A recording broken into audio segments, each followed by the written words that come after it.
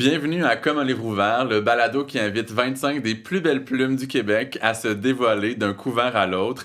Je m'appelle Samuel Larochelle, je suis un écrivain, un journaliste et l'animateur de ce balado qui est rendu à son 24e et avant-dernier épisode. Et pour l'occasion, j'ai invité un écrivain, un journaliste et un documentariste qui, selon moi, aime faire éclater les codes. Hugo Meunier, bonjour. Bon, là, je suis pas dans tes fonds de tiroir, là. Non. OK.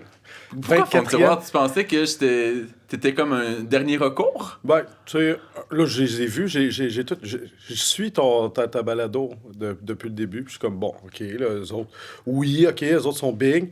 Eux autres, pas tant. Là, je me demandais. Là, j'étais comme, bon, ben, peut-être qu'ils m'haïssent. Ben, je t'ai déjà fait un lift à Trois-Rivières, puis j'attendais encore le retour d'ascenseur. Le retour d'ascenseur. Je l'ai jamais eu, fait que je pense que c'est là, c'est mon moment, là. Mais j'ai aussi fait j'ai parlé de tes romans dans une de mes chroniques radio. Fait que OK. visiblement, Ouais, je te lis. Oui, J'apprécie ce que tu fais. OK, d'abord, c'est correct, c'est Mais bon. pour vrai, comment j'ai fait mes choix? Une diversité de genres littéraires qui me permet d'aborder plein de sujets différents pour ce balado-là. C'est uniquement des gens que j'ai déjà lus beaucoup, que j'apprécie, que j'imagine généreux en entrevue.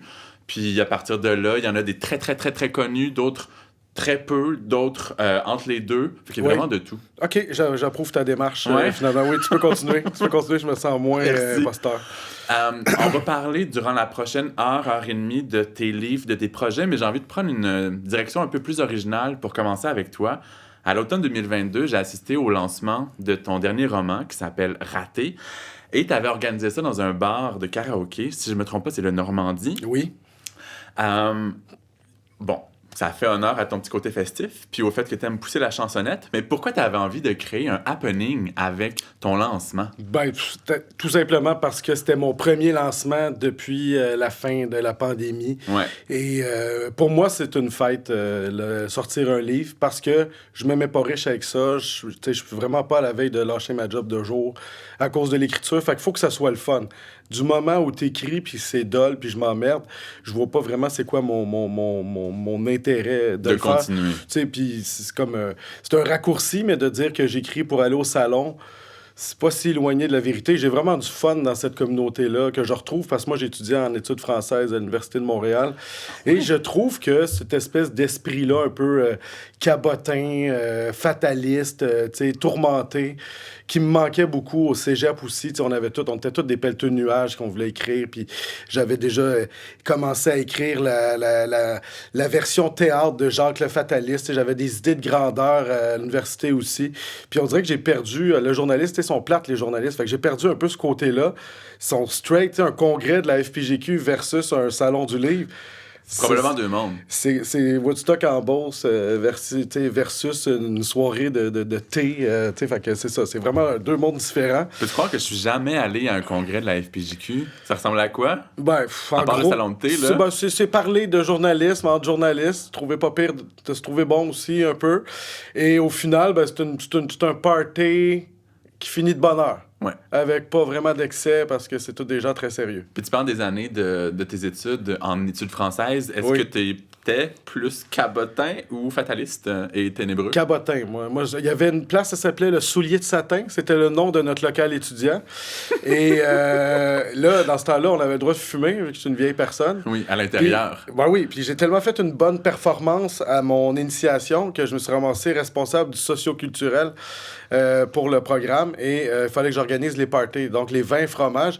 Et c'était tellement avant que le vin devienne trending que j'achetais du Harfang des Neiges, des vigners. Oui.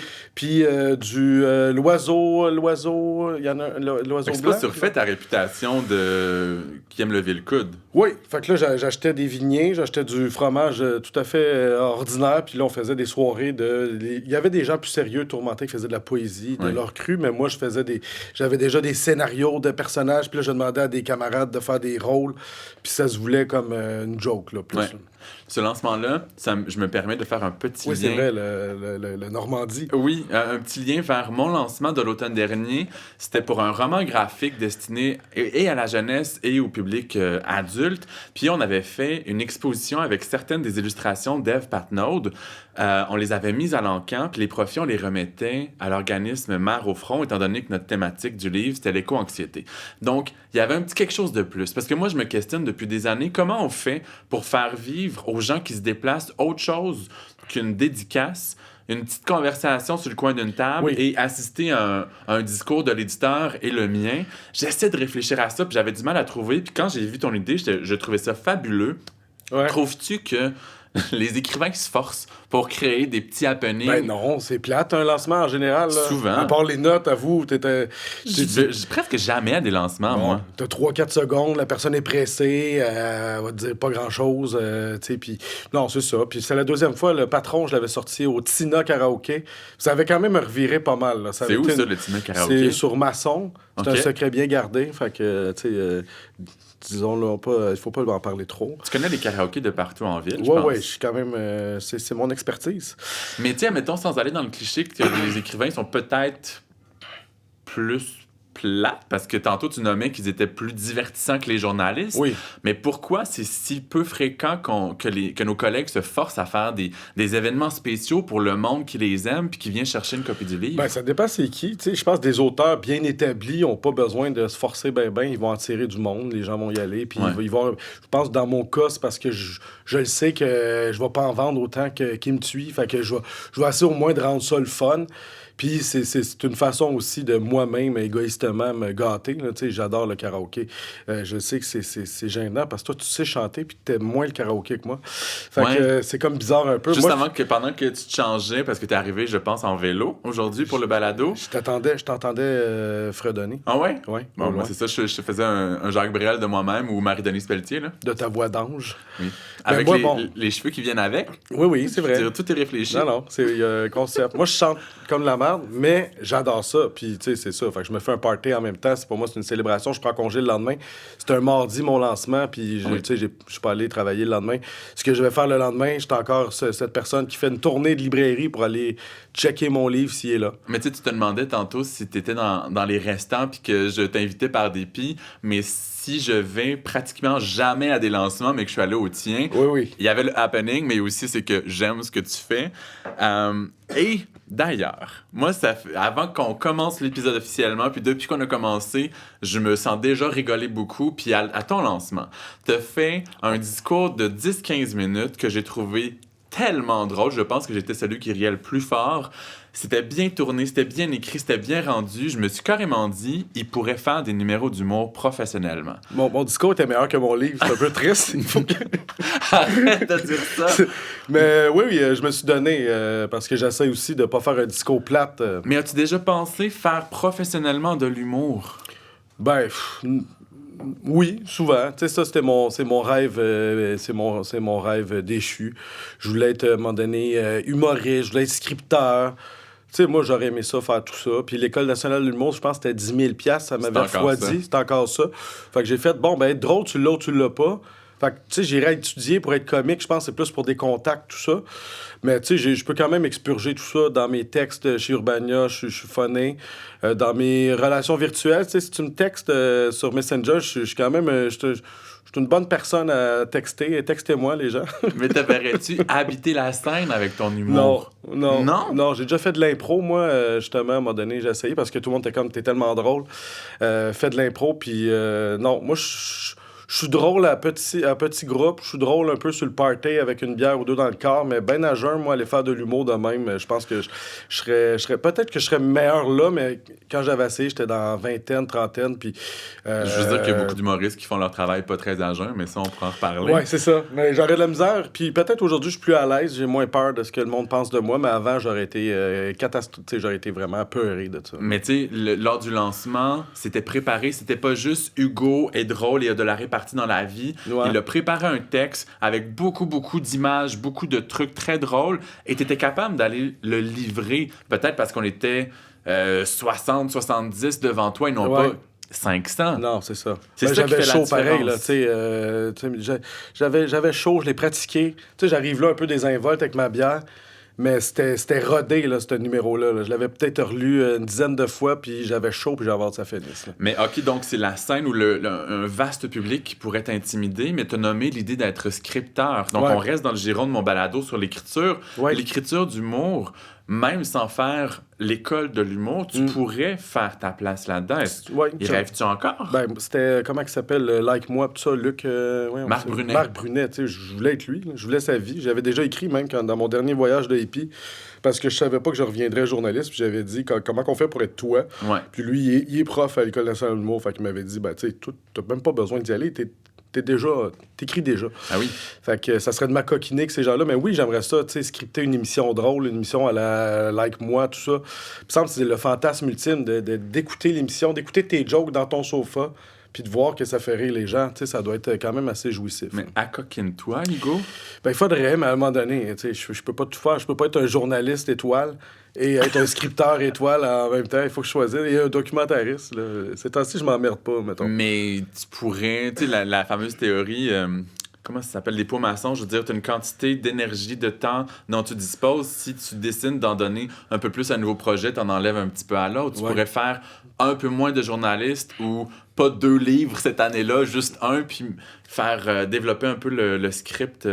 Il faudrait que je me Samuel La Rochelise pour pouvoir faire 18 000 affaires en même temps, mais là, non, la coupe est pleine. Mais peut-être qu'à un moment donné, oui, mais je suis en train de vieillir aussi. Tu sais, je pense que ce qui marche en humour dans ces émissions-là, Like Moi, tout ça, c'est une plume assez jeune, assez contemporaine. Peut-être que la mienne est un peu, trempe un peu dans l'encrier du baby boomer-risque, un petit peu. J'ai pas encore eu le feeling que t'étais un mononcle baby boomer quand on se côtoie, ni à ton lancement. Puis je te verrais scripter pour un gala. Lise Dion puis Peter McLeod. Non, mais certains humoristes qui fit avec toi, un gala, puis il y a des émissions de radio qui ont leur script en humour / variété attitré, puis sont super bien payés. Tu pourrais faire ça aussi. Oui, ben là, on parle d'écriture. Mettons, Catherine Etier, j'aime vraiment ce qu'elle fait. Moi, je trouve que je pourrais... Ça serait plus ça, mon style, d'écrire, de lire un texte, mais tu sais, bien rendu, que ça n'a pas l'air trop lu. Mais ça me fait vraiment rire. Moi, un show d'humour, je vais jamais voir ça, j'haïs ça. J'haïs les humoristes. Je trouve qu'il y en a trop. Puis ça me fait pas rire. Puis ça me rend mal à l'aise, le monde crampé, quand je trouve pas ça aussi drôle. Puis, j'ai déjà essayé. Là, Louis-José Hood, je suis allé le voir. Il est très drôle, il est excellent. Là. Mais je trippe pas. C'est pas des jokes, déjà, les gars, les filles. Ça me fait pas rire. Ça me fait jamais rire. Moi, ce qui me fait rire, c'est des South Park, des Family Guy, des trucs plus absurdes ou des textes bien livrés. Comme, comment il s'appelle, lui qui fait les pires moments de l'histoire, Charles Beauchesne, Catherine Etier. Moi, de l'humour un peu plus intelligent, avec une twist dans l'actualité, ça serait ça mon style. As-tu déjà cogné à la porte d'un média pour proposer quelque chose à la Catherine Etier en termes de médias, mais non pas le style, parce que vous êtes différents? Non, je propose jamais rien, moi. J'attends de me faire proposer. Non! Ben oui. Pour vrai, puis là, ça va l'air de la chose la plus prétentieuse du monde, mais faudrait que tu prennes mes réflexes de cogner aux portes, de proposer tes projets parce que t'es bon puis t'es drôle. T'es bien fin, mais je suis très pas bon là-dedans. Je suis un enfant du milieu. Vendre, j'ai manqué de confiance en moi. Fait que c'est ça. C'est-tu la portion où je me couche sur le sofa? Non, c'est tantôt. Okay, c'est tantôt. Mais j'ai des questions à ce sujet. La portion Le Train de José Lito. Oui. Okay. C'est drôle parce que je trouve que toi et moi, avant de faire nos places dans le monde littéraire, on est devenus d'abord des journalistes, mais si on avait à demander à des gens de dessiner le journaliste moyen ou le journaliste traditionnel, je pense pas qu'ils penseraient à toi ni à moi en premier. Non, on est un petit peu en dehors de la boîte. À quel point tu cherches ou tout simplement tu es non traditionnel comme journaliste? Moi, j'ai jamais voulu être journaliste, fait que c'est peut-être ça qui fait en sorte que je peux être moi-même. Moi, je voulais être un auteur à succès. D'aussi loin que je me rappelle, là, même en 5e année, j'écrivais des affaires. Au secondaire, j'ai écrit de très mauvais livres médiévaux.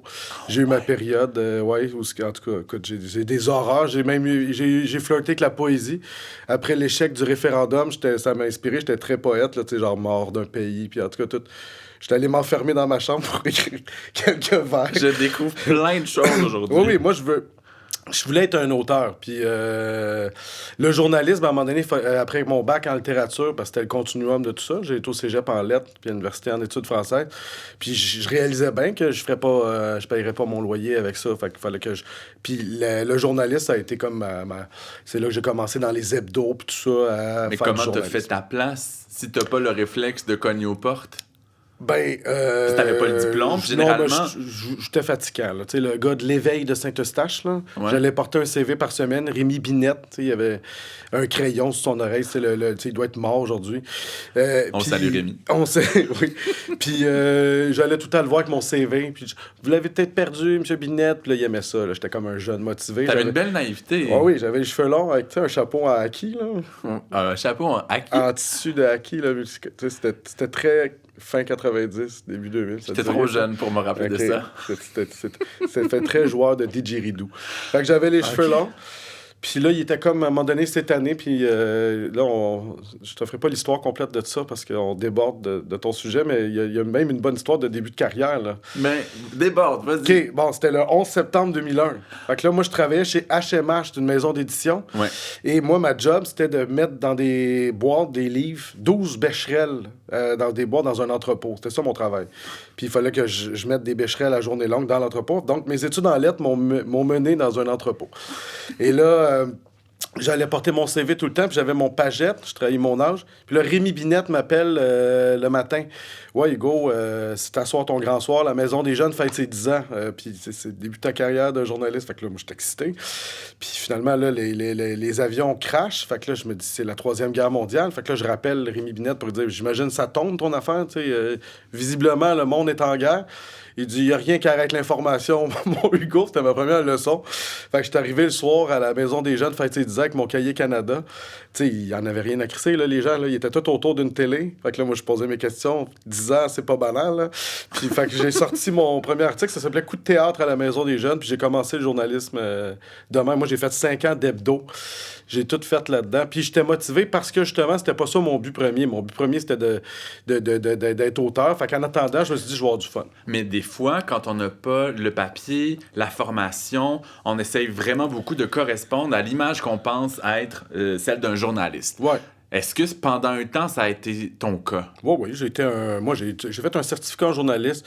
J'ai été Ok. un média junkie aussi. Je lisais tout, je m'impliquais, j'étais dans CISM. Tu sais, quand je fais les choses, je le fais. Puis j'étais le seul qui avait une expérience aussi dans les gens qui étudiaient avec moi. Moi, je travaillais déjà dans un hebdo. Il y avait un snobisme par rapport aux hebdos qui doit exister encore aujourd'hui, que moi, j'abhorrais. Là, tu sais, Ouais. on regardait ça de haut, puis c'était beaucoup le journalisme international qui était comme prestigieux, la chronique, puis tu sais, ce que je faisais, bof. Mais moi, ça m'a vraiment fait la main, ça m'a appris à avoir des idées, parce que quand il se passe pas grand-chose dans une ville comme Saint-Eustache, il faut que tu trouves quelque chose. Là. Ouais. Puis je l'ai fait de la Voix de l'Est à Granby. Fait que là j'étais vraiment by the book. Je faisais du journaliste tout à fait classique. J'ai fait Ouais. pendant des années les écrapous, là, les faits divers. Pendant 3 ans à la presse où j'étais le patrouilleur. J'étais dans un truck avec mon collègue. On avait tous les speakers de police, de pompiers. Puis nous autres, on courait l'hélicoptère de TVA quand il a craché. La police n'était même pas arrivée. On était là. On a vu le pauvre Régent Léveillé, qui était journaliste à bord, qui a Ouais. survécu, s'extirper de la carcasse. Moi, ça me fait capoter parce que j'aime écrire sur tous les sujets, sauf les faits divers. Ouais, Je me c'est ça. vois pas parler d'accidents, de meurtres ou d'incendies, puis d'aller voir les proches des victimes, les voisins, Ouais. etc. C'était mon pain puis mon beurre, ça. Aller cogner chez le monde pour leur demander qu'est-ce qu'ils pensent du décès de leurs proches le matin même. là. Mais trouvais-tu quelque chose là-dedans qui t'épanouissait? Ben, j'étais bon. Fait que, tu sais, je pense que c'est pour ça qu'ils me le confiaient. J'avais le tour. Puis moi, j'étais transparent. Tu sais, je disais, à votre place, je me parlerai pas. Tu sais, tout le monde a son pitch dans ces affaires-là. Puis moi, quand j'arrivais, je disais, moi, je fais ma job présentement. À votre place, la dernière personne à qui je voudrais parler, c'est un journaliste. Ouais. Vous êtes vraiment pas obligé, je m'excuse juste d'être là, de vous imposer ça, mais c'est un événement dans l'actualité, on va en parler demain. Fait que je vous ouvre une porte. Mais quand il n'y avait pas une vocation sociale, j'y allais pas. Tu sais, un jeune qui se noie dans une piscine, j'ai pas besoin d'aller voir les parents pour leur demander s'il fait le cheap de pas avoir mis une clôture. Mais un multirécidiviste d'alcool au volant, mettons, qui a tué quelqu'un, je trouvais que je trouvais que c'était une occasion, entre guillemets, de peut-être taper sur ce clou-là, parce que, tu sais, il y avait tout le temps des peines bonbons, tu sais, la personne a été arrêtée 8 fois. Fait que ça, là, j'y allais, puis des fois, les gros trucs comme Mégantic, tout ça, au-delà de l'horreur puis du drame, c'est des esti de trips professionnels, tu sais, de couvrir ces affaires-là, Dawson. Fait que, tu sais, ça, moi, j'aimais mieux le couvrir sur place que de regarder ça à la télé. Puis qu'est-ce qui a fait passer ta plume de quelque chose plus proche du by the book à tu te laisses exprimer tes couleurs beaucoup plus? Ben, la vidéo, quand elle est arrivée à la presse, ça a été... ils ont essayé quelque chose avec la Presse Plus. Ouais. Et là, c'était moins à l'écrit, mais tu sais, là, je pouvais comme sortir un peu mon côté funky. Puis ça c'était bien reçu par les patrons? Non, c'est ça. C'est pour ça que je suis parti de la presse à un moment donné. Ils étaient coincés.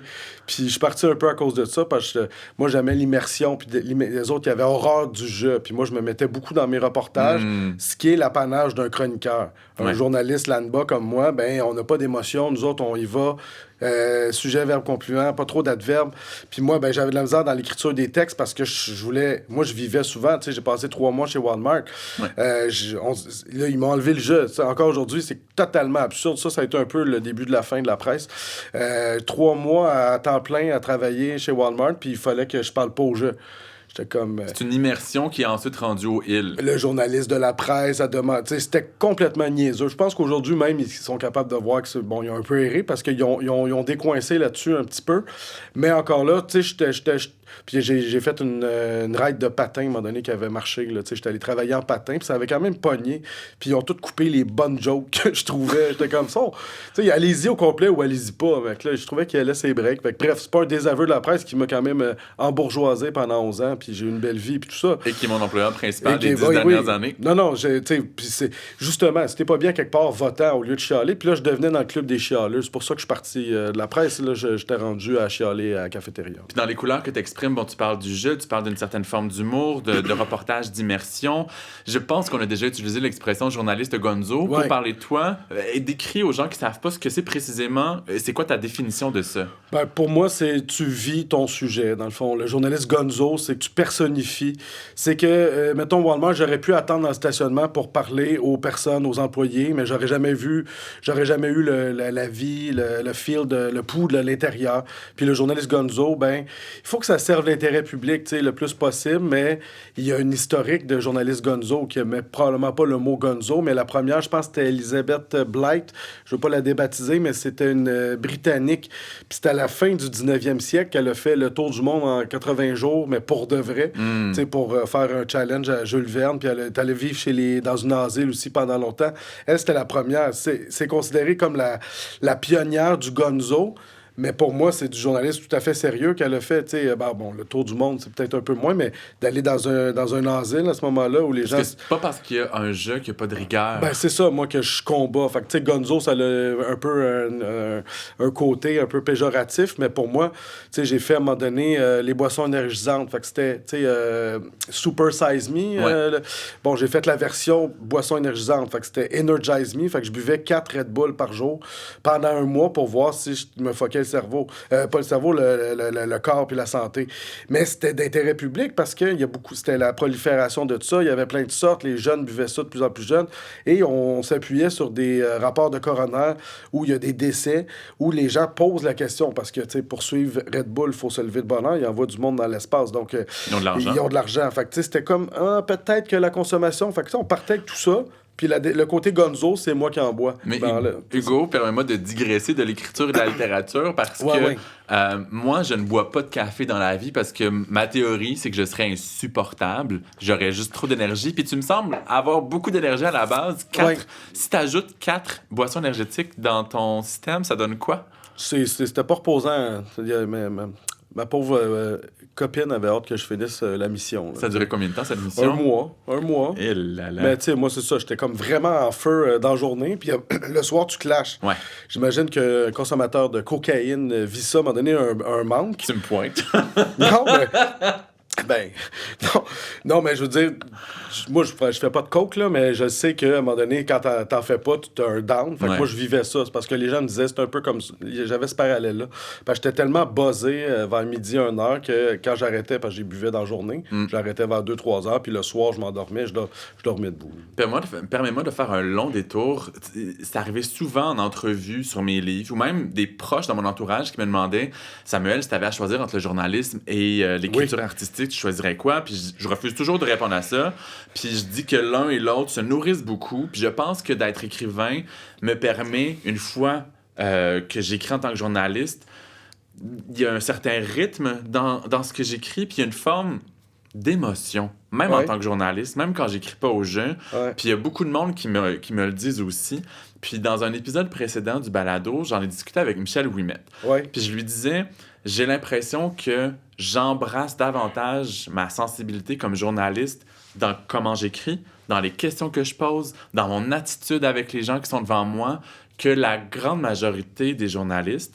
Puis elle n'était pas d'accord avec moi. Toi, est-ce que tu as l'impression que de nos jours, les journalistes se permettent un peu plus d'être sensibles dans leur approche, puis que ça se sent dans leur article ou dans leur reportage? Ben oui, puis moi je trouve que je suis bien placé pour parce que j'ai eu les pieds des deux côtés. J'ai été dans les médias plus traditionnels, puis là maintenant les médias un peu plus alternatifs, les jeunes, où c'est le festival du texte au jeu. Je trouve qu'il y a des dérapages des deux bords. Tu sais, Ouais. autant d'un côté le journaliste plus sérieux, traditionnel, il faudrait qu'il se décoince pour suivre un peu les tendances. Parce que là, ce qui fonctionne là, chez les jeunes, mettons, ben c'est un peu plus éclaté que ce qu'on lit dans la presse. La preuve, c'est qu'il n'y a pas beaucoup de jeunes en bas de 30 ans, puis je sais même pas, t'as tout ça, toi, la Presse Plus, sur ton iPad, ben en tout cas, Je l'ai eu pendant 10 ans jusqu'à ce que cette petite machine ne soit plus capable de recevoir Ouais. depuis 6 mois la Presse Plus. Fait que je suis rendu sur mon application mobile de cellulaire. bon. Mais c'est sûr que c'est un lectorat plus âgé qui a sa tablette. Ben oui, puis sans infantiliser les jeunes, tu sais, je pense pas que les jeunes, il faut juste leur servir des gens avec des trucs qui se lament un peu, sont pas cons, là, sont capables de s'intéresser à un bon reportage, mais il faut éclater les styles un peu plus dans Faut le jazzer storytelling. ça. Il faut jazzer ça. Fait que, tu sais, il y a un milieu à aller chercher, je trouve, mais tu sais, dans ton cas, là, c'est parce que t'as des bons clients, puis t'as des bonnes gigs, là, mettons. Fait que c'est peut-être pour ça, mais tu sais, moi aussi, c'est la même chose. Fait que, tu sais, de choisir entre les deux, présentement, je m'amuse partout. Tu sais, je m'amuse en journalisme aussi chez Urbania. Je fais un peu ce que je veux, j'ai carte blanche. Mais la question à savoir si les journalistes de nos jours se permettent un peu plus de connecter à leur sensibilité, tu semblais dire que oui. Ben oui, chez les plus jeunes, parce que c'est Ok. même encouragé. Puis même, en fait, la façon de consommer l'information chez les plus jeunes est complètement différente. C'est plus une habitude du déjeuner, qui est l'habitude de ma mère, mettons, de nos parents, qu'ils se lèvent le matin, café, puis ils lisent le journal. Aujourd'hui, tu sais, les jeunes, souvent, moi, mes collègues, ils vont voir mes reportages le soir évachés sur leur téléphone. Puis tu sais, tu regardes TikTok, ils s'adressent directement à ta face. C'est très, très intime comme façon de communiquer de l'information. Ouais. Tu vis la chose, fait que c'est complètement différent avec un article, une enquête du jour de la presse qui sort un lundi matin. Ben moi, mes collègues, ils vont la lire un petit peu plus tard.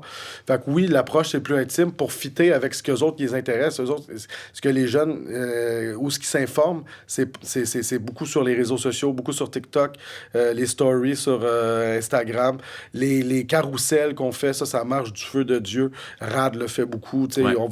on va vulgariser une histoire très, très importante en 8, 5, 6 slides. Fait que c'est sûr que... Puis l'immersion, c'est chaudement encouragé. Il y en a peu qui en font, mais un journaliste qui décide de faire quelque chose. Moi, j'ai un collègue là, qui est en train de faire un truc de bénévole chez Suicide Action, puis tout ça. C'est fascinant, puis ça serait sûrement mauvais s'il le faisait juste en parlant avec des spécialistes ou d'un point de vue extérieur, un peu traditionnellement. Lui, il le fait de l'intérieur. Les médias traditionnels auraient peut-être à gagner à décoincer ça un petit peu sans perdre le contrôle, parce que tu veux pas avoir non plus des journaux intimes ou une facture un peu trop blog, texte au jeu. Moi, je trouve qu'à un moment donné, texte au jeu aussi, tout le monde n'a pas une histoire à raconter palpitante. Fait que là, de penser que il manque des... Ça serait un milieu, une fusion de la presse puis d'Urbania. Que tu pourrais diriger en tant qu'empereur. Ben, du je serais monde pas pire, médiatique. c'est ça le pire. Je connais ça. Alors, tu sais, tu parles d'infiltration, tu as fait un clin d'œil à ton expérience chez Walmart pendant 3 mois, puis ça a mené à la publication de ton premier livre en Ouais. 2015 qui s'appelle Walmart, le journal d'un associé. Qu'est-ce qui un jour t'a donné envie d'aller au-delà de l'article ou du reportage long puis d'aller vers le livre? C'était déjà. Moi, j'ai sorti en 2008 un livre qui a passé qui est un peu oublié aujourd'hui sur la santé mentale qui s'appelle Au pays des rêves brisés, que j'ai écrit avec Katia Gagnon. C'est un essai sur la santé mentale. On a mis beaucoup de travail là-dedans. C'était une sorte d'immersion dans le. C'était une photo dans le temps de la désinstitutionnalisation. Un mot que je maîtrise parfaitement maintenant, mais qu'à l'époque, c'était quelque chose. Et c'était d'aller dans des ressources externes, tu sais, parce que dans les années 90, ils ont vidé Louis H. puis ce qu'ils appelaient les asiles. Et ces gens-là, ils ont favorisé l'intégration dans la ville. Fait que, tu sais, il y a plein de bâtiments un peu anonymes en ville où il y a des personnes avec des problèmes de santé mentale qui habitent. Et c'était une visite de ces ressources-là, voir comment ça se passe, la désince, aujourd'hui. Puis d'un point de vue racoleur, on avait une série de vedettes qui nous parlaient de santé mentale, dont quelques scoops, comme Guy Lafleur. Il n'avait jamais parlé de son fils, puis il m'avait donné cette histoire-là en entrevue. Fait que je l'avais rencontré pendant 3 heures dans un centre d'achat, puis il se faisait arrêter aux 3 minutes parce que c'était Guy Lafleur. Donc, ce livre-là est sorti en 2008. Mais vous auriez pu faire une série de très longs reportages, mais vous en avez fait un livre. On a fait un livre. Pourquoi? Ben parce que là, on voulait, c'était un trip. Puis moi, ça fait longtemps que je veux écrire. Puis Katia aussi, c'en est une autre là, qui joue dans des 2 équipes comme nous. Là. Ouais. Et fait que tu sais, c'était ça. Puis on avait trop à dire pour ce que, tu sais, un reportage dans la presse, ça aurait été quoi? 2-3 jours, mettons. Dans les meilleurs cas, c'était des reportages sur 2-3 jours. Ouais. Des spreads, mettons, au total 4, 5, 6 000 mots, 6 000 mots. Ouais. Tu sais, un livre, tu sais, fait que, tu sais, on avait beaucoup de stock. Mais t'as quand même raison que Walmart, c'est mon premier vrai à moi tout seul. Parce que là, Katia, l'autre, elle a mené large, plus d'expérience. Puis, tu sais, j'avoue que moi, je faisais mes affaires, mais c'est beaucoup aussi ses recherches puis son idée de... Elle a mené plus large. Elle avait plus d'expérience que moi. Là, puis beaucoup de talent aussi. Fait que, bref, le Walmart, c'est mon bébé à moi tout seul. Puis ça, ben, j'étais content parce qu'après le reportage dans la presse, c'était la première édition de la Presse Plus. Quand je l'avais sorti, puis ça avait complètement floppé. Je pense qu'il y avait pas beaucoup de monde qui avait téléchargé encore l'application, puis ils voulaient faire un bon stunt de début. Puis moi, je m'attendais, là, pendant que je faisais mon facing, je simulais mes entrevues à Tout le monde en parle, là, en étant sûr qu'il allait m'inviter. J'étais comme... T'as rien d'autre à penser à 5h15 le matin pendant que tu faces. Fait que, moi, je m'étais mis à me dire, hey, c'est quand même big, 3 mois incognito, parce que c'est stressant. À tous les jours qu'ils m'appelaient dans le backstore, à l'intercom, je pensais que j'étais busté, mais finalement, c'était ma commande de lait qui arrivait, tout ça. Fait que j'avais quand même une bonne histoire. Puis quand ça a sorti, rien. Une demande d'entrevue de Éric Duhem, qui était animateur radio. Tout ce qu'il a fait, c'est chier sur les syndicats, puis il m'a fait faire la toune de Walmart. Fait que là, c'était la fin de Walmart. J'étais comme... Tout ça pour ça. J'ai été payé par la presse pendant ce temps-là, mais je trouvais... Puis la presse, je voulais publier un livre, fait que j'étais allé les voir par loyauté. Il y avait une maison d'édition à la presse. Puis ils ont dit non, on peut pas écrire, on peut pas le publier parce que Walmart, c'est notre plus gros libraire. Fait que dans le fond, où est-ce qu'ils vendent des livres, la presse? Chez Walmart. Fait qu'ils voulaient pas se mettre à dos ces gens-là. Ben, tu sais, c'est qu'ils voulaient pas mordre la main qui les nourrit. Mais autant, je sais que t'apprécies le journalisme d'immersion, mais quand tu étais à l'université, tu étais en études françaises. Fait que ça fait quoi au Hugo qui rêvait d'être un grand auteur, que son premier livre soit de cette nature-là et non pas un roman ou de la poésie? Ah ben, même aujourd'hui, la poésie, tout ça, j'assume pas ces émotions-là. C'est un cheminement à écrire pour moi. Là, un essai, c'était facile parce que je me cachais derrière le paravent du journaliste. C'est très journalistique, un essai. Et t'as les mêmes réflexes, tu vérifies tes faits. T'sais, moi, j'ai appelé Walmart après. J'ai fait une enquête, dans le fond, de l'intérieur de Walmart, en ayant tous les réflexes qu'on a en journaliste. Donc, ça tombait dans le sens que je fasse ça. J'aurais jamais osé faire... Même la première fois que j'ai fait de la fiction, on m'avait proposé dans un collectif qui s'appelle qui s'appelle On tue la une. En tout cas, on était comme plein de monde là-dedans. C'est Sonia Sarfati qui avait pensé à moi. Puis ça a été la première fois que j'écrivais de la fiction. Puis j'étais encore à la presse. Puis j'avoue que ça me stressait tout le long parce que, tu sais, la presse, je sais pas, on dirait que ils m'ont tellement rentré dans la tête que t'es un journaliste un peu sérieux, t'es pas un chroniqueur, que ça, c'était très funky, là, tu sais, d'inventer une histoire complètement, des personnages. Fait que ça a été long avant que je m'autorise à en faire. C'est drôle parce que récemment, j'ai fait une entrevue avec Luc Boulanger qui a commencé à publier Oui, dans Pavillon. dans Pavillon un feuilleton à partir de certaines histoires personnelles. Puis il me disait que pendant très, très, très longtemps, il avait l'impression qu'il n'était, j'ouvre les guillemets, qu'un journaliste, qu'il C'est n'avait ça. pas d'intériorité ou rien à offrir en termes de monde imaginaire ou d'émotions valables d'un point de vue digne d'être publié, si je peux le résumer comme ça. Est-ce que ça allait jusque-là de ton côté? Ouais, puis tu sais, je veux pas. C'est pas de la fausse modestie, mais j'ai jamais trouvé, comme journaliste, que j'avais particulièrement la plume du siècle. Fait que je sortais pas du lot. Et moi, j'étais habitué de voir Chantal Guy qui avait comme 8 coches de plus. Puis j'étais capable de spotter les belles plumes. Puis je trouvais pas que j'étais dans cette gang-là, Foglia, tu sais, dans le temps que je lisais ça. Pour moi, Ouais. c'était de la littérature. Michel Ouimet, Katia Gagnon. Fait que j'étais allé à l'école quand même. Tu sais, j'ai été quand même mentoré par Katia. Puis Michel, c'était pas mal les personnes avec qui j'avais le plus d'affinité dans le choix des sujets, puis c'était mes modèles.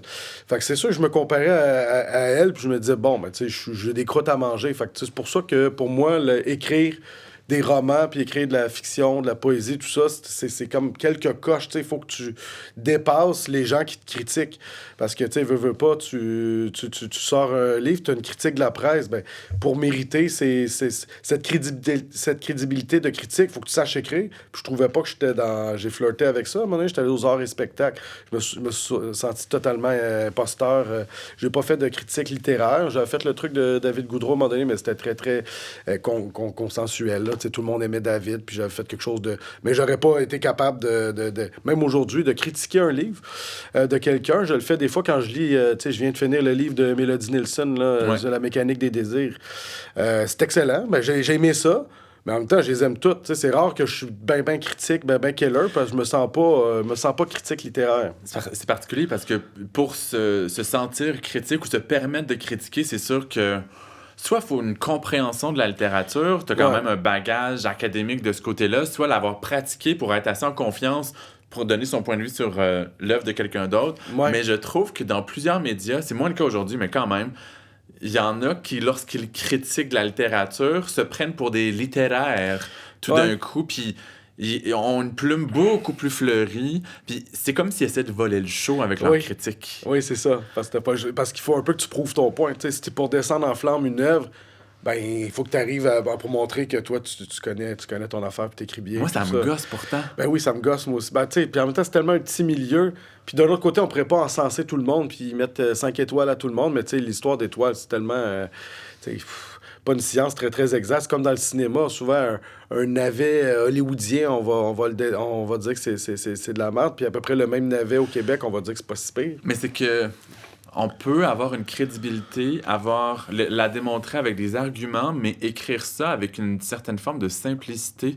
Mais j'ai l'impression que le fleuri est plus présent qu'ailleurs en journalisme, dans les critiques littéraires. Dans les critiques littéraires, bien sûr. Mais en partant dans les arts, tu peux sortir un peu plus ta plume. Tu sais, quand je faisais des critiques de films, je pouvais me lâcher lousse un petit peu. Ouais. Mais le cahier A, le cahier sérieux, c'est encore un petit peu coincé. Puis, en 2017, tu as publié Infiltré, enquête sur les vedettes québécoises. 2 ans plus tard, tu as fait tes premiers pas dans la fiction, tu l'as nommé tout à l'heure, avec le roman Le Patron.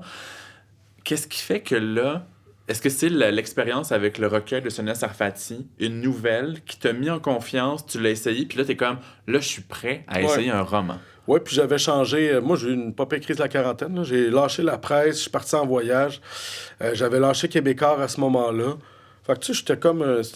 j'allais downhill. Fait que je me suis dit, j'ai rien à perdre. Ce qui est un peu vrai. Puis j'ai arrêté de m'en faire aussi avec ça. Tu sais, avant, c'était comme plus... je me sentais pas encouragé là-dedans par les journalistes en général, là, tu sais, de faire de la fiction, par mes boss. Tu sais, je voulais me caster comme journaliste sérieux, d'enquête. J'ai déjà été dans l'équipe d'enquête. Puis c'était comme très la mode aussi, le journaliste d'enquête. Ça l'est encore, là, puis il y a de la bonne enquête qui se fait au Québec. Puis c'est ça que je voulais faire. Je me suis dit, bon, ben, ça va être ça mon turf, moi. Puis, fait que, tu sais, on dirait qu'aller errer dans la fiction, puis dans... Tu sais, on dirait que c'était juste des distractions qui allaient m'éloigner de mon objectif. Puis c'est à un moment donné, quand j'ai réalisé que tout ça, je suis devenu cadre chez Québécois, puis tout ça est quand même assez relié.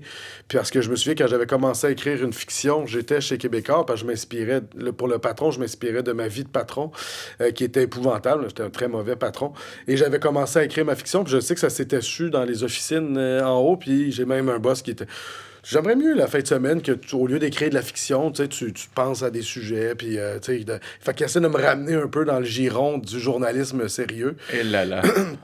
Fait que, tu sais, moi, cette personne-là, la fin de semaine, peut-être qu'elle allait à la chasse, à la pêche ou qu'elle allait jouer au quai, mais là, moi, il fallait que j'arrête d'écrire de la fiction. Là, ça a été un petit... Ça, j'ai... C'est un signal d'alarme. Un petit signal. J'ai fait, je vais quand même faire ce que je veux à 40 ans. Tantôt, tu disais que d'écrire un essai, c'est dans la même lignée que la plume journalistique. Ouais. Plus de souffle, mais les mêmes qualités de base, on va dire. Ouais. Alors que là, pour écrire un roman, selon moi, il faut une plume différente. Comment tu l'as fait émerger, ta plume de romancier? Ben, dans mon essai Infiltrer Hugo Meunier, qui était l'exercice de style le plus narcissique de l'histoire moderne, mais c'était une parodie, dans le fond, des autobiographies de vedettes qui pullulent, là, dès que... En tout cas. Fait que, J'en ai écrit 4. Bon, ben, c'est ça. Il y en a quand même beaucoup, là. Oui. Oui, mais c'est écrit par toi. Moi je ris de celles qui étaient écrites par la personne, là. Ouais. Pas celles qui sont écrites par des Puis journalistes. des fois de façon maladroite. Oui, tu sais, Pierre Rue aussi, elle a fait une pop... Tu sais, les gens qui savent écrire, ça paraît. Tu sais, celle de Stéphane Rousseau, là, récemment, là, il y a eu de l'aide beaucoup de Rosemée. Ben, je n'ai entendu que du bien de ça, là. Ouais. Mais là, moi, c'était plus l'ex d'Éric Lapointe qui avait écrit Cette femme qui aime trop. Puis dans sa conclusion, elle disait... Dans le fond, j'ai réalisé que tout ça n'était que plein de problèmes. Et dans le mot « problème », il y a le mot « aime ». Mais il y avait beaucoup de choses dégueulasses. Fait que moi, c'était un peu cette espèce de mode-là de n'importe qui sort son livre tout d'un coup. Ouais. Leur biographie, alors qu'ils ont 28 ans. Il y en avait une, c'était un like à la fois, ou je sais pas quoi. Elle avait genre 22 ans. Elle écrit son autobio, sa vie, son enfance, le décès de son grand-père. Écoute, c'était ridicule. Il y a des exceptions avec l'âge. Admettons, un artiste ou un athlète qui a commencé à être dans l'œil du public ou à faire des trucs à l'international à 14 ans, t'es rendu à 30, t'as comme tout vécu en 16 ans. Je peux voir que si tu as de la perspective puis du recul et quelqu'un qui t'aide ou vraiment une plume, ça peut être intéressant. Définitivement. Mais sinon... Un athlète, je lirais ça pourrait m'intéresser. Mais bon, souvent, c'était cousu de fil blanc. Là. C'était souvent un truc pour se remettre dans l'actualité parce qu'il devenait has-been. Ça, c'était un classique. Là. Ou des jeunes très connus par leur chaîne YouTube ou les réseaux sociaux puis qui profitent de leur popularité pour sortir un livre parce que ça paraît bien. Bon, voilà, exactement. Puis pour répondre à ta question, ben, dans cet essai-là, qui était journalistique, ben, je me suis permis de faire des segments un peu fiction, très personnels, sur mon... Parce que je jouais la game de... Bon, ben moi aussi, dans le fond, si tout le monde écrit sa bio, je vais écrire la mienne. Pas plus fou qu'un autre. Puis, peut-être que ça va me mettre ça à map. Puis, jouer là-dessus à mon tour d'être une vedette. Puis, fait que j'écrivais des pans de mon enfance, de mon adolescence, de ma vraie vie, mais je le prenais ça très au sérieux. C'était comique, mais quand même, j'ai raconté des vraies affaires et j'étais d'une transparence totale. Et Joanne Gay, pour la nommer, j'y dois tout, de chez Librex, c'est elle qui a vu ça, qui a lu ça. Il n'y a pas beaucoup de monde qui a lu ça, ce livre-là. Quand j'avais appelé Marc Fortier, l'éditeur chez Lux, pour lui dire « Coudon, on a vendu combien de ça? » Filtré Hugo Meunier, il a dit « Tu sais, l'important, c'est qu'on a eu du plaisir à faire ça. » Fait que j'avais ma réponse. Je pense qu'on en a vendu. Écoute, j'ai reçu mon chèque, mes redevances annuellement en riant fort. Là. Oh. Oui, mais il a été envoyé au pilon. Ce livre-là, c'est rendu une rareté. Mais, fait que si je veux le lire, il faut que je cogne à ta porte. Oui, j'en ai quand même quelques exemplaires que je garde au cas où. Puis Joanne, elle m'avait dit, tu sais, moi, ton livre, c'est du cabot. C'est drôle, là, mais moi, ce que j'ai aimé, c'est tes bouts à toi personnel. C'est une plume de... Tu pourrais écrire, t'as une plume de romancier. Et là, un choc pour moi, là, on est allé manger de l'asiatique, puis elle m'a déballé ça. Une plume de romancier. Fait que, tu sais, non seulement c'est mon rêve, fait que là, tu sais, je peux pas prétendre que ça sort de nulle part, puis que, là, c'est ça que je veux faire depuis longtemps, mais là, il y a quelqu'un qui est quand même qualifié dans son domaine, qui me donne une tape sur l'épaule en disant « T'as ça, là. » Puis là, Stanké essayait, dans ce temps-là, de se rebrander et d'aller chercher peut-être un public un peu plus gars aussi. Tu sais, il trouvait qu'il manquait de lectorat mâle. C'est vraiment de même qu'elle m'a pitché ça, là. Genre, on a beaucoup de lectrices, puis il manque de lecteurs. Puis David Goudreau, il était tout nouveau, là. C'était un bébé dans ce temps-là, là. Il avait sorti son premier ou son deuxième. Je sais quel est l'objectif, mais c'est que quand j'entends ça, puis que 2 ans plus tard, moi, j'arrive avec mon livre, puis je suis tellement pas dans le stéréotype du mâle. Non, mais ils ont éclaté. Tu sais, Oui. Stanké, il y a eu plein de filles aussi qui sont arrivées. Il y a eu toi. Il y a eu, tu sais, je veux dire, on est devenus. Moi, il y avait juste David, là.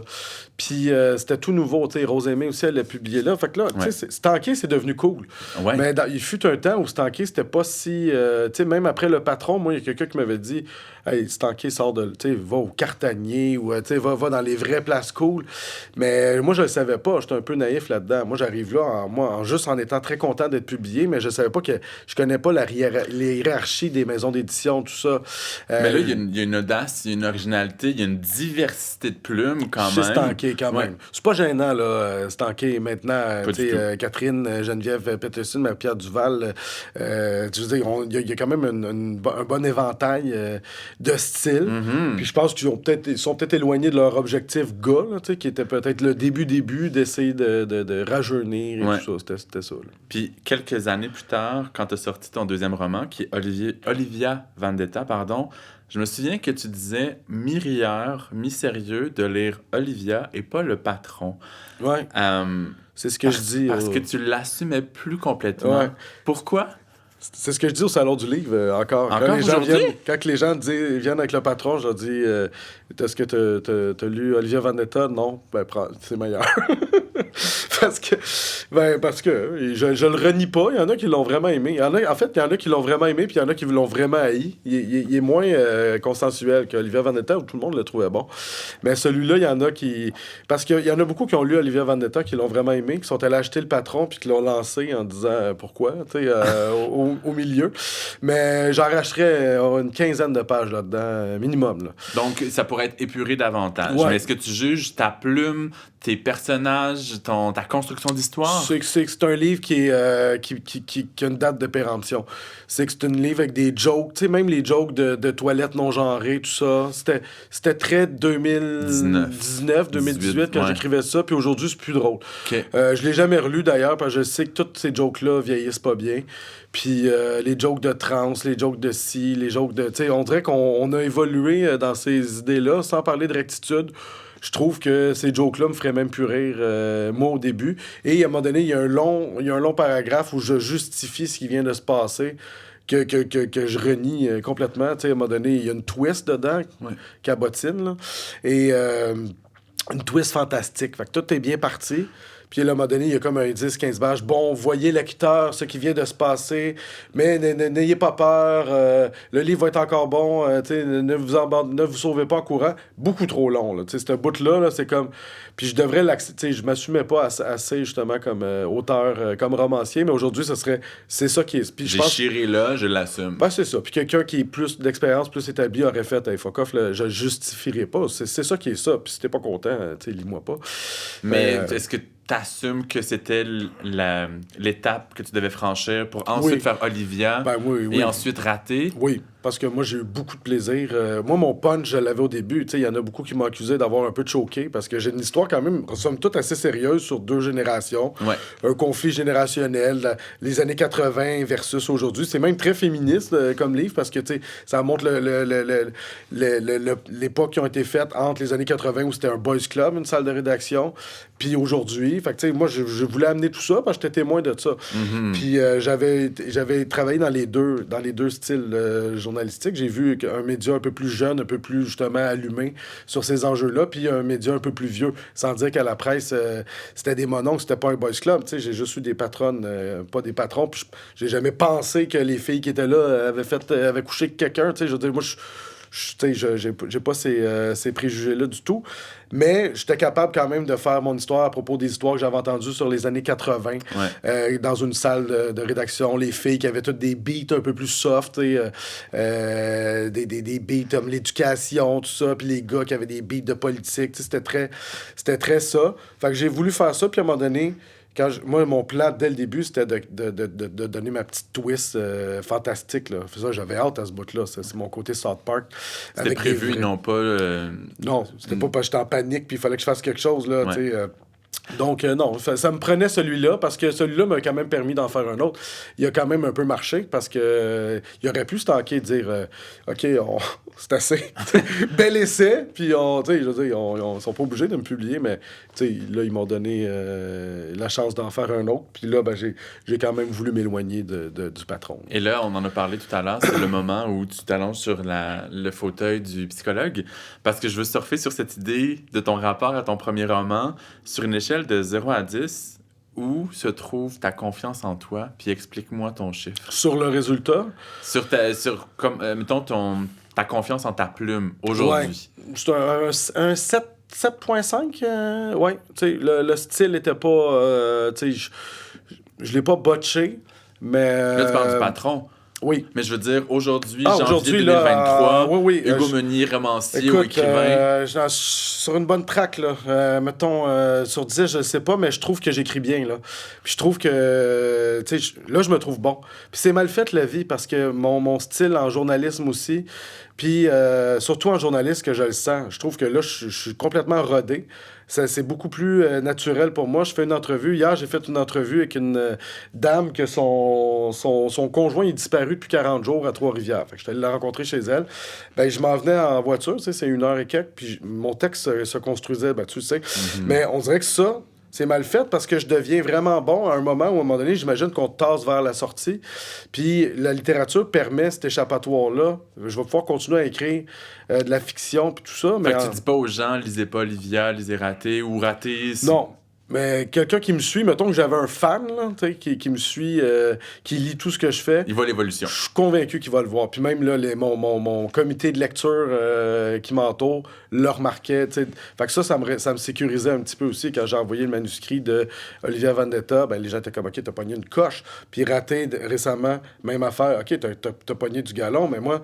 C'est vrai, c'est pas en termes d'heures que je mets dans le livre. C'est sensiblement le même, je suis convaincu. C'est que je pense que je m'améliore parce que tu fais quelque chose. Si tu joues du piano 8 heures par jour, tu vas être bon. Ben moi, j'écris pas mal tout le temps. Puis ma job de jour, c'est écrire. Fait que, tu sais, veux pas, je suis quand même quelqu'un qui écrit beaucoup. Humblement, je dois être un de ceux qui a écrit le plus d'articles pendant la pandémie au Québec parce que j'ai travaillé à temps plein tout le long, puis j'en chiais du texte, là, j'en faisais 3, 4, 5 par semaine. Fait que, tu sais, veux pas, c'est un muscle que tu développes. Ça fait des années, ça fait 20 ans que je suis journaliste. Plus j'écris dans mes temps libres de la fiction. Moi, j'écris. Fait que, tu sais, j'écris. C'est ça que je fais. Composé de qui, ton comité de lecture? Ben, ça dépend. Là, il y a la nouvelle affaire, le comité de lecture sensible.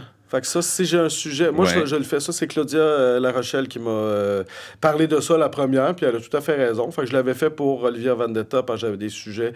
un sujet un peu plus... Tu sais, que je trouvais... Qui méritait une sensibilité. Mais en général, ben, c'est ma cousine, Émilie, qui est ma... J'ai un gars aussi, Eric, qui est un ami, qui n'est pas un ami tellement proche, mais c'est quelqu'un qui va jamais mettre des gants blancs. Okay. Fait qu'il il a prouvé que lui, il n'avait pas aimé le patron, il m'avait traité vraiment de choker avec ma twist. Puis il me l'a fait savoir. Fait que ça, j'ai fait ça, c'est important d'avoir ces gens-là aussi, parce que, tu sais, quelqu'un qui va me donner vraiment l'heure juste. Ma blonde, elle veut pas, à travailler, elle était journaliste pendant quasiment 5-6 ans. C'est ma réviseur et éditrice non payée, non salariée. Souvent, quand j'ai un texte un peu plus sensible, j'envoie à elle, même pour Urbania, un texte, puis je faisais ça depuis la presse, que je fais ça, à relis mes affaires, puis comme, ça, je suis pas sûr, puis je me fie beaucoup à son jugement. Okay. Fait que j'ai quand même une couple de personnes de même, mais pas beaucoup, tu vois, de collègues. Parce que on dirait que je réalise. Je fais jamais lire mes trucs à des gens qui ont publié. Puis je viens juste de le réaliser live, là. À cause de la comparaison? Ben parce que j'aurais peur, mettons, je te ship ça à toi, puis tu fais, moi, je changerais ça. On dirait que j'aurais tendance plus à t'écouter que ma cousine, où je peux faire, elle connaît pas ça.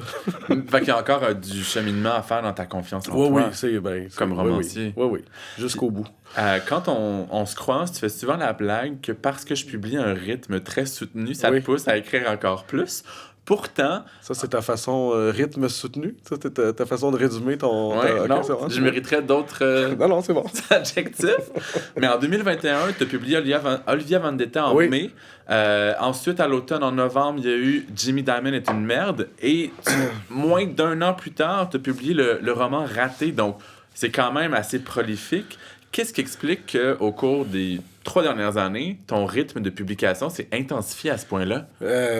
J'ai eu il y en a qui ont eu la pandémie page Difficile. blanche, Ouais. puis moi, c'est le contraire. J'avais beaucoup de temps. Moi, je suis un sorteur, je suis un bébé sociable. Paraît-il. Paraît-il, ça m'a complètement groundé chez nous, moi, la pandémie. Souvent, tu sais, je travaillais au bureau quand même, j'avais cette chance-là. Mais les fins de semaine, tout ça, ben moi, tu sais, c'est ça que j'ai fait. J'écrivais. Là, j'écris moins, puis même, je trouve que c'était trop. J'ai peur d'en sortir trop. J'ai entendu quand j'ai sorti Raté encore, comment ça, puis j'ai peur de donner l'impression que je botche, alors que je pense que j'ai fait mon meilleur à date. Et ça a un peu passé aussi. Tu sais, ils ont sorti, écoute, c'était un gros automne, ils ont sorti Geneviève Peterson une semaine après. J'ai complètement été éclipsé par tout ça. Et je pense que j'aurais dû attendre, peut-être, avec le... Ben là, il est trop tard, là, mais... Mais c'est dur à gérer quand on produit beaucoup, puis Ouais. qu'on le fait vraiment bien, avec attention. Si on reporte, ça veut dire que le suivant et le sursuivant, je viens d'inventer Ouais. un mot, sont encore plus tard. Ouais, mais tu penses pas que ça donne une perception... Tu sais, tu sortais beaucoup chez certaines personnes. Là, j'ai senti que j'envoyais... qu'il y avait une perception de... Hey boy, ça doit être écrit sur un coin de table en esti, tu sais, pour qu'il en sorte... Puis tu sais, je veux pas ça, parce que là, je comprends, tu sais, si t'arrives avec un livre aux 4 ans, Alain Farah style, tout le monde va être comme...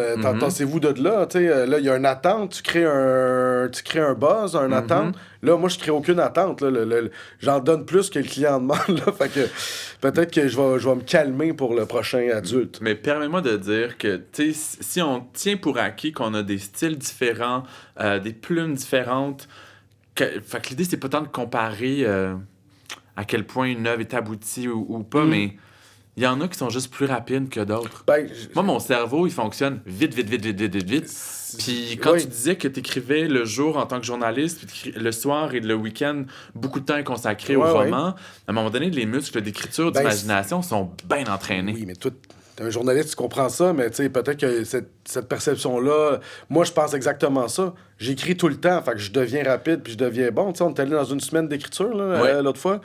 Ben, Pas avec moi, mais mettons toi, Patrick Sénécal, Catherine Etier. Ouais, Ghislain Tachereau puis Alexandra Gilbert. Fait que Ouais. là, on était comme un petit crew au Mexique, à nos frais, là. Tu sais, T'as-tu vu une différence dans votre progression? Ben, c'était le fun parce qu'on niaise tout le temps. Puis là, tu sais, moi, je niaise tout le temps avec un forum d'idées. Tu sais. T'arrives dans le monde des lettres, puis j'étais comme, voyons que c'est jamais un forum d'idées. Tu sais, t'es avec des auteurs établis que tu respectes, puis c'est tout le temps des niaiseries, du karaoké, J'étais comme ça, mais on jase jamais de littérature. Puis, tu sais, Faut que je vous invite à un balado pour qu'on en parle. ben oui, mais c'est vrai qu'on jase jamais. Tu sais, de jaser 1 heure et quelques de littérature, d'écriture, C'est ça rare. arrive à qui? Qui fait ça? Ouais.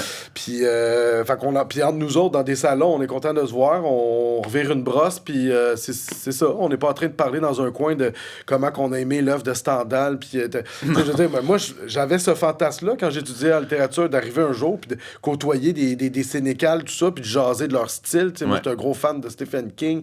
Fait que d'aller le voir, puis de demander des conseils, puis c'est tout le temps le running gag. Je pensais que c'était un forum d'idées ici, puis finalement, on était en train de cabotiner.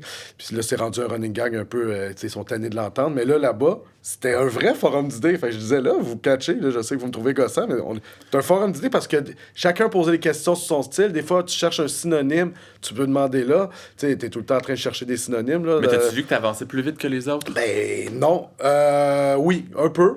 En termes de mots, j'ai fait 20 000 mots, moi, à peu près, en une semaine. Ce qui est quand même... C'est beaucoup. C'est beaucoup. Mais je pense que oui, en termes de mots, bon, je sais pas ce que ça vaut, mais oui, c'est sûr que pour moi, c'était en quelques heures, je suis capable d'écrire un 3000 mots. Là. Tu sais, il y aura toujours des gens qui nous aimeront pas. Il y aura toujours des langues sales qui vont dire, ben si t'as fait 20 000 mots, ça veut dire qu'elles sont moins... c'est moins raffiné, ceci, Ouais, cela. c'est ça. Mais... Tu sais, moi, j'ai pas le syndrome de la page blanche. J'écris pas dans la douleur. C'est pas de la torture. Je joue pas ma vie, ma confiance en moi parce que j'ai beaucoup réglé ça dans d'autres moments de ma vie. Quand j'écris, je raconte des histoires, je me connecte à mes personnages, à mes émotions, puis ça sort et je réécris, je peaufine, je travaille fort. Ouais. Mais j'écris vite, qu'est-ce que tu veux. Ouais, Puis ouais, ceux c'est qui ne ça. comprennent pas... Mais bon, maintenant, quand même, des fois, je trouve que je lis d'autres romanciers, locaux, là, surtout. Là. Puis j'avoue que des fois, je trouve qu'il y a peut-être qu'ils ont passé plus de temps. Chaque mot a de l'air ciselé. Je parlais tantôt d'Alain Farah. Je l'ai lu, moi, 1000 secrets, 1000 dangers. J'avoue que je trouve ça supérieur en style d'écriture. Je trouve que chaque mot est pas là au hasard. Ça paraît qu'il a mis beaucoup, beaucoup de temps. Peut-être que moi, en sortant des livres plus vite, je mets moins... Tu sais, je m'enlève rien. Sauf que je suis capable de reconnaître des fois certains styles chez certaines plumes, puis je suis capable de voir que, OK, oui, il y a une coche. Puis peut-être qu'ils l'écrivent aussi vite, mais j'ai encore des croûtes à manger en termes de style, même si je me trouve pas mauvais. Je trouve que je m'améliore, mais il y a beaucoup de personnes de plumes que je jalouse encore. Oui, mais tiens, là, je mets de côté Alain Farès, son roman, complètement dans mon propos, Ouais. mais il y en a qui, oui, vont travailler la phrase constamment, et ça donne une œuvre mécanique dénuée d'âme. Oui. Je parle pas de... mais les personnages ont des émotions, oui, j'en conviens, mais ton œuvre n'a Ouais, pas ouais. d'âme parce que tu fais de la masturbation intellectuelle, Bon, tu te ben, regardes écrire, puis tu veux montrer à tout le monde que tu es intelligent. Ben là, est-ce que ça se fait se lever puis de faire un câlin? Parce que moi, je suis vraiment d'accord avec ça. Ça fait longtemps que c'est ma marotte. Je trouve qu'on a le spleen, souvent, là, on se gratte le bobo. Puis moi, ben ça m'emmerde, ces livres-là. Ça a beau être bien écrit. Il faut qu'il se passe un peu quelque chose, puis pas nécessairement des poursuites d'auto, puis, je veux dire, juste un petit peu, peut-être de rythme, d'action, d'histoire, mais je trouve que des fois, c'est très, très, très, très introspectif, larmoyant, contemplatif, il se passe pas grand-chose. Puis après ça, on encense ces livres-là, puis c'est correct d'un point de vue littéraire, ça l'est, c'est probablement un bel exercice, tout ça. Ouais. Chris, c'est plate. Puis j'ai trouvé le temps long pendant le temps que ça a duré. Puis c'est pas supposé, tu sais, je veux dire, la quantité de livres qu'il y a. Au prix des livres aussi, tu sais, moi, je les achète, là, j'y reçois pas. Ben, tu sais, peux-tu passer un bon moment? Déjà, je consacre plusieurs heures à une personne, ben, divertis-moi un peu, sans que ça soit des jokes, puis tout ça, je comprends, là. Mais Il faut qu'il se passe de quoi? Il faut qu'il se passe quelque chose, c'est ça. Ben, c'est pour ça, moi, je suis un fan de Stéphane Dompierre, tu sais, mettons, tu sais, que j'ai tout aimé ses livres parce que je trouve qu'il joue bien dans ces deux styles-là. Tu sais, un bon style littéraire, super belle plume, mais il y a de l'action, tu sais, son dernier Novice, où c'est une espèce de bootcamp pour gens qui veulent débrancher. Eh oui. Ben, il y a une histoire, puis c'est génial, c'est bien fait, c'est bien écrit. C'est hautement divertissant. C'est ça. Ben, moi, j'aime ce style-là. En même temps, rendu là, chacun son style. Tu sais, je connais pas assez la poésie. C'est un problème. Tu sais, je devrais plus m'y intéresser parce que les trucs que j'ai lus en poésie, j'ai tout le temps aimé ça. Puis j'en lisais plus quand j'étais jeune au cégep. Mais on dirait que j'ai un peu décroché. Puis, tu sais, fait qu'il y a des styles que j'ai un peu largués en chemin. Si je t'amène du côté de la littérature jeunesse, qu'est-ce qui t'a poussé à écrire pour les ados avec Jimmy Diamond? Ben, ils m'ont proposé. C'est pas une commande parce qu'ils m'ont juste demandé, hey, by the way, ça tenterait-tu à m'en donner? Puis je me suis dit, ben oui, mais en même temps, tu sais, c'était un tough crowd. On m'a demandé de faire un livre jeunesse pour fin, tu sais, mettons 17-18 ou jeune adulte. Puis ça n'a pas marché fort parce que j'ai l'impression que ces gens-là, les lecteurs de 17 ans, tu sais, toi, à 17 ans, tu lisais pas des romans jeunesse, là, tu lisais pas nécessairement Amos d'Aragon, tu lisais des vrais romans. Fait que je pense que Attends, on va des enlever le romans mot adultes. vrai. Non, Exact. ben, des romans adultes. Okay. Voilà. Oui, t'as raison. Mais à 17 ans, moi, je lisais des romans adultes. Fait que, tu sais, c'était ça qui était le pari, c'était de s'intéresser des gens de cette tranche d'âge-là. Et j'ai pas sacrifié une bonne histoire, mais ça, c'est une histoire sur laquelle je dormais depuis longtemps, qui aurait pu être une histoire adulte de ma période des faits divers. Tu sais, c'est l'enlèvement d'un chef de la mafia. Mais moi, j'ai couvert beaucoup ces trucs-là, la mafia, puis tout ça. Puis à toutes les fois qu'il y a un mafieux qui se faisait descendre, je trouvais qu'il ressemblait à mon grand-père. Tu sais, c'était tout le temps une vieille personne. Tu sais, là, tu t'imagines un mafieux un peu, tu sais, un peu dangereux. Un peu dangereux. Puis c'était tout le temps un grand-papa gâteau. On dirait qu'il était là, rabougri, tu sais, pas, qui a de l'air magané, qui a quasiment une marchette. Puis t'es comme, OK, c'est ça qui contrôle la PEG à Montréal. C'est drôle. Puis à un moment donné, il y en a un, c'était Paolo Randa. Il y a quelqu'un qui est débarqué chez eux, tu sais, comme un classique film, là, dans une vanne, l'embarqué, on l'a jamais revu. Puis, bon, probablement qu'il s'est ramassé, il a été tué le jour même, tu sais, sûrement, là, tu sais. Il a pas fugué, là, mettons, le monsieur. Mais on l'a jamais revu. Puis à partir de là, moi, je m'étais dit, hey, imagines-tu, à un moment donné, parce que c'était la mode aussi des braquages à domicile, les home invasion, invasion à domicile. T'imagines-tu une gang de jeunes qui veulent parce qu'ils s'attaquaient à des vieux vulnérables. Fait qui pogne ce gars-là en se disant, hey, ça va être facile, ça, tu l'amènes à quelque part pour le dévaliser, puis tu te rends compte que qui t'a kidnappé le chef de la mafia. Puis lui, il veut pas sortir parce que là, il y a tellement de tension dans le milieu de la mafia. Il est comme, gardez-moi une couple de jours, tu sais, je vais voir comment que les dominos vont tomber. Fait que c'était ça le point de départ. Puis qu'est-ce que ça change dans le processus de création et ensuite dans le processus d'édition de savoir que tu t'adresses à des jeunes? Ben, quelle excellente question parce que je le sais pas. Moi, je n'étais pas un consommateur non plus tant que ça de littérature jeunesse. Puis je voulais pas faire de l'âgiste, tu sais, je voulais pas comme Yo les jeunes, Non. tu sais, dans le style. Ouais. Mais en même temps un peu parce que mes personnages, la seule contrainte, mettons, que j'avais des malins qui ont publié, c'était faut que tes personnages principaux soient jeunes. C'est tout. Tu sais, tu peux avoir des vieux après ça, tout ça. Puis, fait que là, il fallait qu'ils parlent en jeune. Moi, j'ai un ado chez nous, mais en même temps, plus jeune que ça. Tu sais, moi.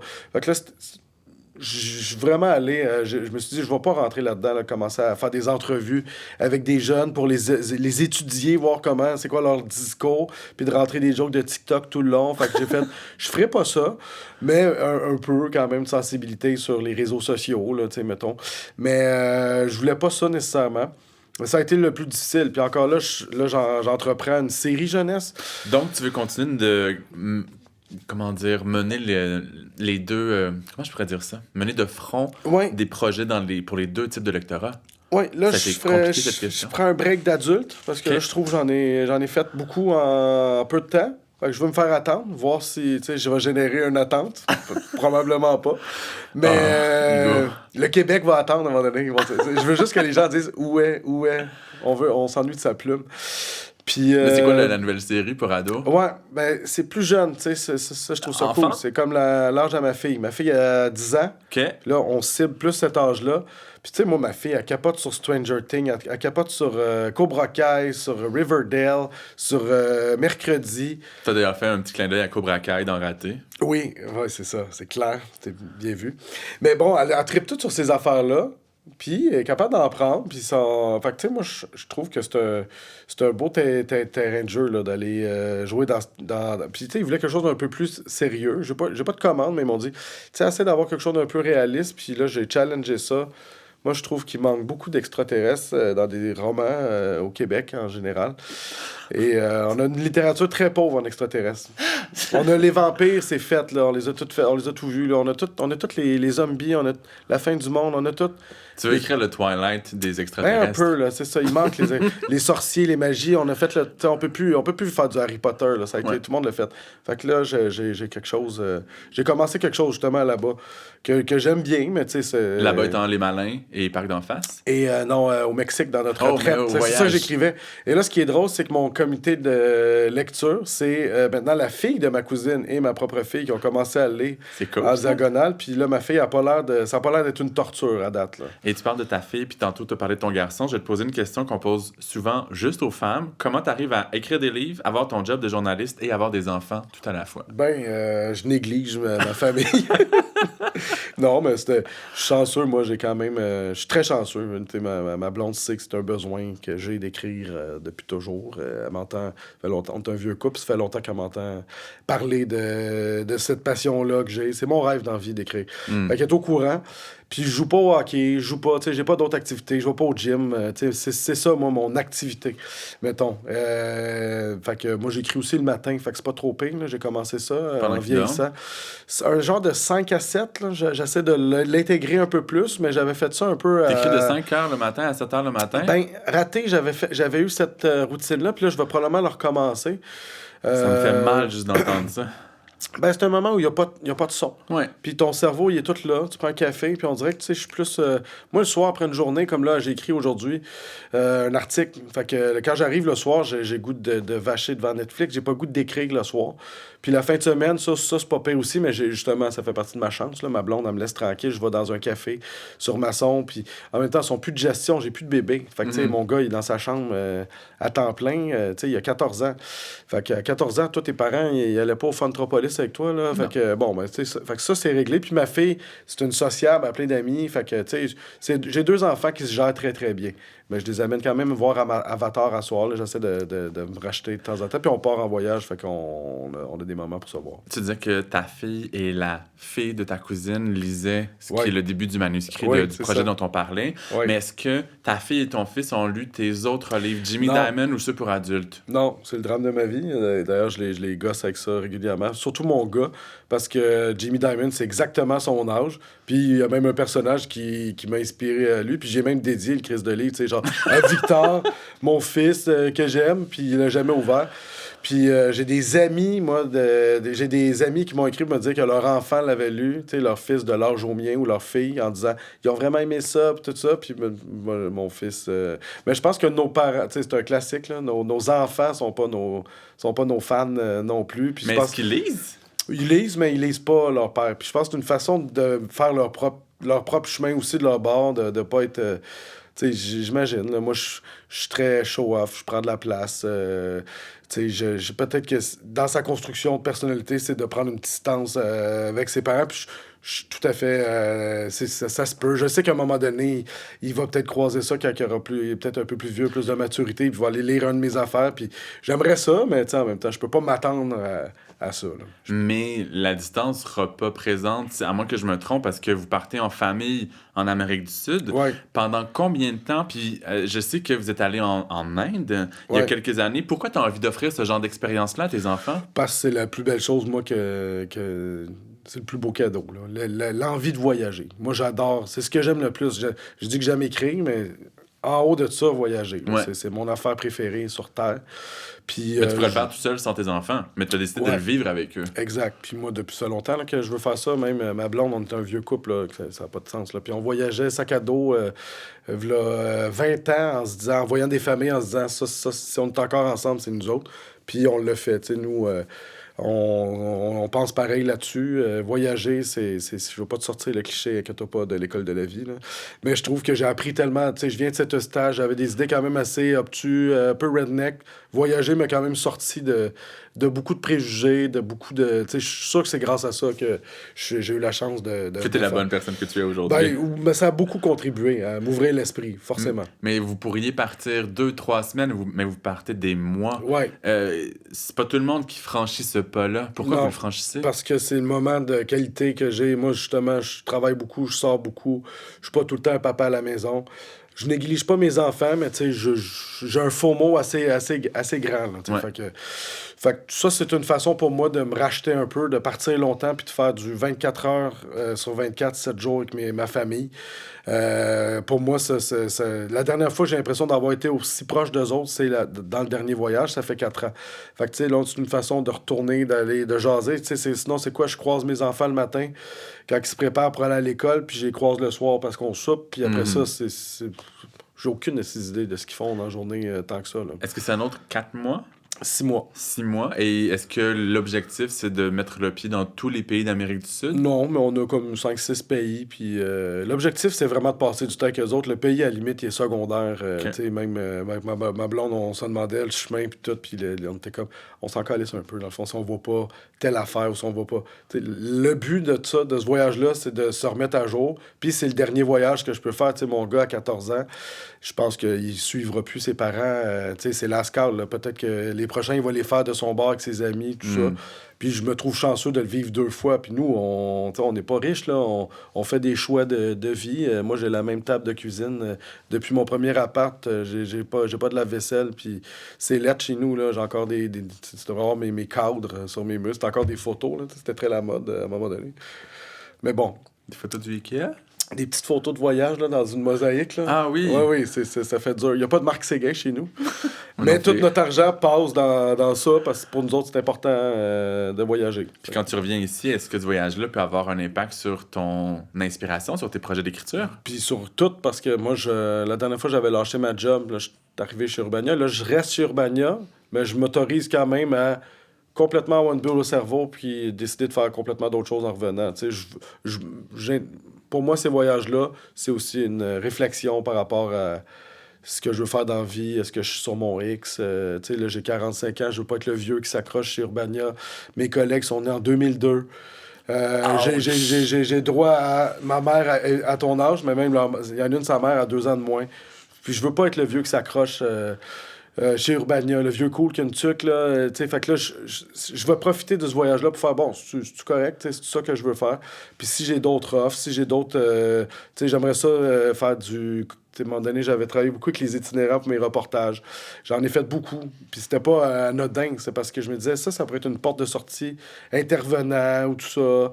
Puis, tu sais, je dis pas non à ces affaires-là non plus, de faire quelque chose d'utile. Tu sais, là, à un moment donné, ce qui est en vieillissant, c'est que tu dis, je rends-tu service à la société? Est-ce que je fais quelque chose de concret? Tu sais, je vois ma blonde est prof.